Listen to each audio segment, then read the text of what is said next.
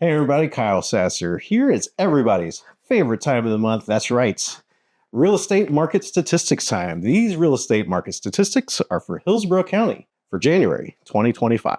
But Kyle, you say, I am looking at this report and it says December 2024 at the bottom. Why is that? Well, I record this in January. The real estate statistics, the most recent complete set that we have is from December. And we compile all these on the last day of the month to generate this very pretty report. If you would like a copy of it, feel free to click the link down below. There's a nice PDF you can download. So basically, December is the last complete month of statistics that we have. Not a good idea to do day to day or week to week, like weekly reports. Just there's too much variables in an average week. Sometimes you'll hit holidays. Sometimes you'll hit like a stretch of thunderstorms or, just everyone's kind of bummed about something. So month to month is a long enough period of time in real estate that it evens all that out. And then we compare month to month. So we are comparing December 2024 to December 2023. And we do that because during the course of a year, there is a natural ebb and flow of houses going up for sale, as well as the number of people looking to buy a home also ebbs and flows. A lot of times, obviously, holidays, things are usually a little bit subdued compared to, say, the summertime. And also, ending and beginning of school year is also kind of a low point in the year. So it's not really a good idea to compare December to, say, July. You're not going to glean a lot of useful information for that. Market's been a little wild the last couple of years, so I have been looking at the month to month to try to get more of a direct pulse on the market for what's going. Main thing is supply and demand has been pretty finely balanced for the last couple of years. And overall, what we've been having is we'd have 6 months of shrinking inventory and price increases, and then, another 6 months of price declines, usually over the winter time. As inventory build, number of buyers goes down and prices naturally kind of fall a little bit. Now, obviously, Tampa Bay area, the big thing is, we had 2 hurricanes come through. One thing I will say in driving around the area and kind of seeing where the damage is at and stuff like that, by and large, the market has not taken as big of a hit as you would think it would. Hillsborough County especially has held extremely steady throughout the last 6, 7, 8, 9 months. Median sales price is basically bounced within a $10,000 range. Pinellas County's moved around a little bit more, but what we really have here is 2 separate markets in Pinellas County. So you have the coastal stuff that significantly flood damage. Drywall is torn up to 4 feet, and the only people that can really buy those is cash. So that is its own separate market right now. And then you have everything else, which is the vast majority of the county, which was not affected by Hurricane Milton or Hurricane Helene. Not to say that there was no houses that were damaged or flooded that were not on the coast. I'm just saying that those are few and far between compared to the vast cross-section of the county. And 4 months on now from those hurricanes, the market has not crashed. Things are still relatively steady. And at least anecdotally, both with these delayed statistics, as well as, my own business and the number of people that I'm talking to about buying in the area, there's not really been a lot of diminished demand, which is good. We don't want a market crash. Market crashes are terrible for everybody. Now, if you remember back to your math class, you might remember mean, median, mode. Or in the case of real estate statistics, we usually do average and median. So averages, you take 6 houses, you add up the prices of those houses, you divide it by 6, that gives you the average sales price. Median sales price is a little different. With median sales price, let's say that you have 60 houses that sold in a neighborhood. The median sales point is the point at which there is an equal number of homes that sold for more as there are for less. Personally, I like median better because the market does not swing as much with median sales price, whereas average, if you have a large number of very inexpensive or just very expensive homes that sell. So let's say we hit a month where, maybe there's 3 or 4 $10 million properties that sell. That will yank the average sales price up significantly, but it will not impact the median sales price nearly as much. So that's why I usually pay a little bit more attention to the median sales price. All right, let's dive into these Hillsborough County statistics. Total number of closed sales was up 16.6% to 1,229. Total cash sales was up 3.1% from 259 to 267. Median sales price was down slightly, 1.2%, from 430,000 to 425,000. Average sales price was also down 3.6% to $543,319. Median percentage of original list price was down 0.5% 95.8. And median time to contract is up a smidge to 42 days, 35.5%. That's interesting. That's getting up into neutral market territory from the seller's market that we have been at for some time. Total number of new listings is up 19.6% to 1,165 new listings. Total active inventory is up 27.3% to 3,812. Now, the interesting thing here is we have been hanging around 30 days for a pretty long time. So median time contract has basically been between 20 and 38 days for a year.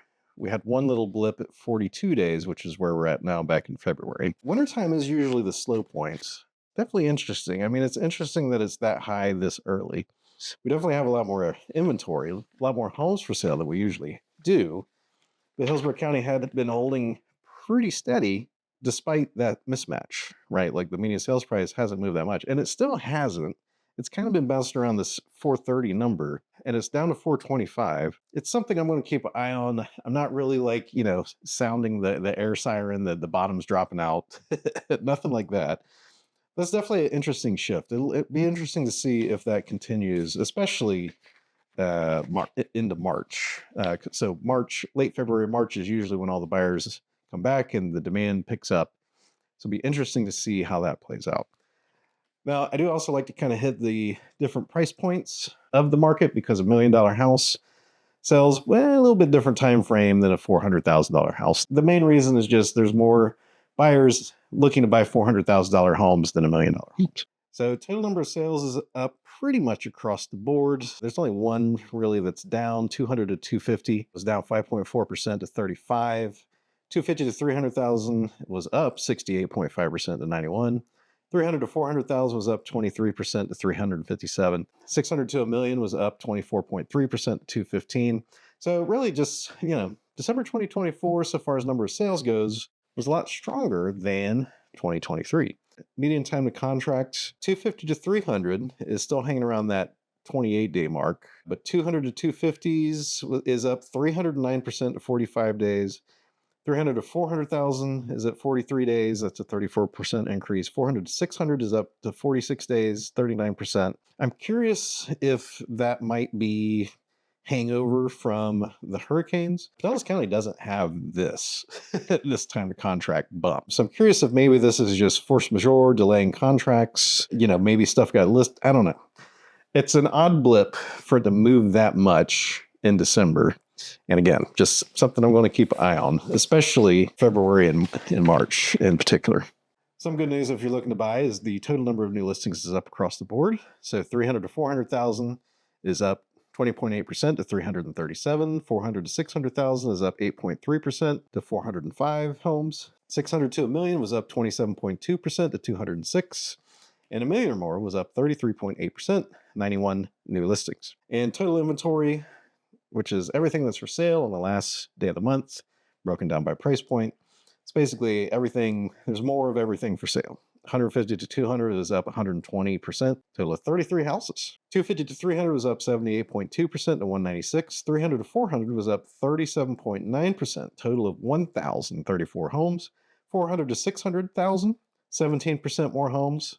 1,375 homes total, and 600 to a million and 1 million or more was up about 23.8% in both cases. Pretty good time to buy. There's a lot to choose from out there. So what can we make of these numbers? Well, first off, wintertime, December, January, February are historically the low points of the market. So it is a little heartening to see that there are more homes going up for sale. There's more sales. It seems that the market is pretty healthy, at least.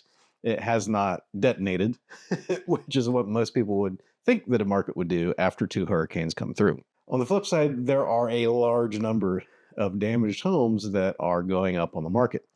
And overall, the question is, are those homes going to hang around long enough to really drag down the perception of home values in the area? So far, that has not been the case. The other interesting thing that always happens whenever you have a storm like this, and like I've been through this myself personally and have experienced it, what happens is neighborhood gets damaged. It looks terrible for some length of time. There's trash piled up everywhere. There's containers everywhere and all this stuff. As that neighborhood returns to normal, what happens is you get a new cycle of home buyers and renters into the market that do not have that memory of actively looking for houses and seeing that section being flood damaged. Is my recommendation to, lie and say that your flood damaged house was not flooded? Absolutely not. But as I say, time heals all wounds. And what happens is as time progresses, that storm damage wound out on the beaches or, Shore Acres or Riviera Bay, or, even if you're one of the interior homes that just, had a bad roll of the dice with Hurricane Milton and, the water came through the foundation, as the neighborhood, as your house, as the region returns to what it was before the storm, the real estate market also returns to that level. Currently, interestingly, what we have is kind of a split market. We have all of those, large number of homes on the beaches or, closer to waters and creeks and things like that. The walls torn out and, they are priced extremely low. Unfortunately, the only people that can buy those are usually cash investors that are willing to spend the money to buy the house because you can't usually finance it. So they have to buy the house cash and then renovate it. So as more and more and more of those happen, again, the neighborhood will return to pre-storm levels. Then there will be another section of people that put their house up for sale at that big discounted price, and then it doesn't move. And then you will have another section of people that they're trying to sell their house, but it's priced too high, and then they decide just to renovate it. By and large, believe me, it is usually in your interest to restore the house and then sell it. Because if the house is flood damaged, again, the only people that can buy it is cash, and they are not going to pay a premium for a house when there's 30 other houses around it that are in the same condition. It's just simple supply and demand, unfortunately. So at least currently, both Hillsborough County and Pinellas County have been holding steady enough. And I also know in my business, we've had a very good number of people contact us in the last 45, 60 days about buying a house in the first 3 or 4 months of 2025. So the demand is definitely there and coming. By and large, I believe the region will weather the aftermath of Helene and Milton a lot better than, say, Sanibel or Fort Myers. Significantly different prospect. That area took a direct strike, which Tampa and St. Petersburg did not. But by and large, I think Tampa Bay is going to make it through without too many hiccups or problems, to be honest. Hopefully that gives you a little bit of encouragement. If you have a specific situation or you have some questions about maybe what you should do, feel free to call me. I've had a few people call me and just be like, hey, do I need to make this super, super nice? Or should I just do the bare minimum to get it to where I can put it up on the market? So it's an excellent question. And the truth is, depends on what your goals are. So again, if you have any questions like that, feel free to reach out. I'll be happy to have a conversation with you. So thank you so much for tuning in to these market statistics.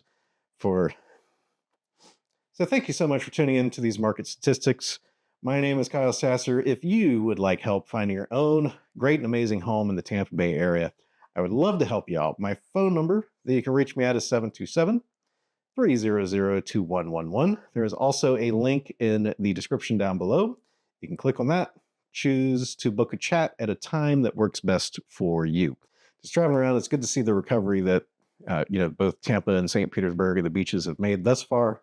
And before you know it, I think everything's definitely going to be pretty much back to normal, except for probably Tropicana. That's going to take a while. But once again, my name is Kyle Sasser. Thank you so much for tuning in, and I'll talk to you soon.